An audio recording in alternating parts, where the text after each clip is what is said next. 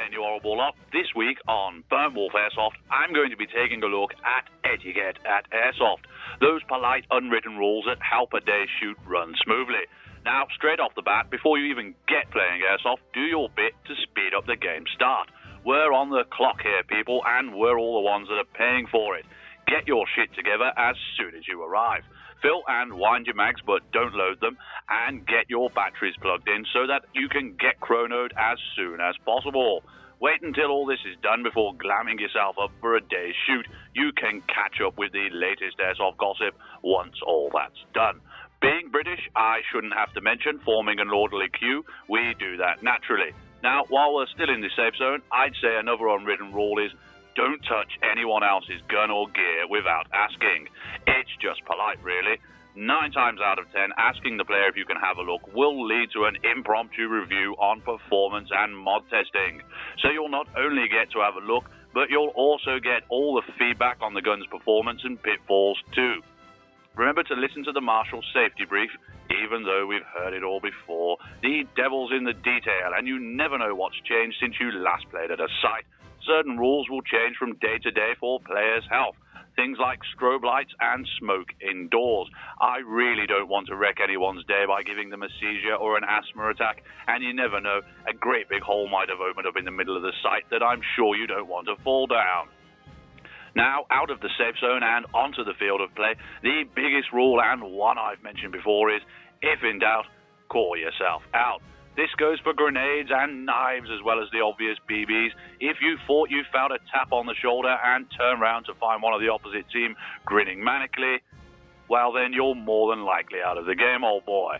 Also, another good thing to take into account is get out of the way of incoming fire. Don't allow yourself to be used as a body shield. Move out of the way in as quick and safe manner as possible. In real life, you would have hit the deck dead or wounded, not milled around soaking up hundreds of incoming rounds.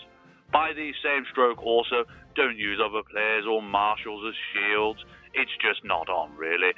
And I also think it's rather unsporting to blend in with the roaming hordes of hit players. Make sure, if you're an active combatant, you look and act like an active combatant. Don't try and blag people, cheeky bastards. Another one for the dead players to remember is that dead players don't talk. Well, they do, but not tactics, objectives, or enemy positions. It's just cheating. I think it's also good for the morale of a shoot to check on players you might have hurt. Sod the kill streak at this point. I'm not playing to wreck people's day. Stop and check someone's all right if they appear to be in some pain, and let them know it wasn't anything personal. It's only a game at the end of the day, and we're all here to have fun, not run around hurting each other. One for the radio guys now. Don't tune into the marshals or other teams' signals. It's just not on, really. It's just cheating in my eyes. I hate people that use the excuse they do this in real life. Yes, maybe years ago, but modern military broadcasts are in short burst code. Another thing I'd say to do is give credit where credit's due. I never approach members of the opposite team proclaiming how much I kicked their ass last game, but I do find it's worth finding out those particularly worthy adversaries and giving them a pat on the back, as you just might learn something. And the last thing I feel is the right thing to do is take your team kills as hits. Now, I know this is down to discretion, but if I shoot out one of my own, I think the best way to say sorry is to accompany them on the walk back to the safe zone. It helps ingrain armband checking too by giving you a reminder of what you did wrong. And that pretty much covers all the unwritten rules of Airsoft that I can think of anyway. If there's something you think I've missed, be sure to let me know in the comment section below.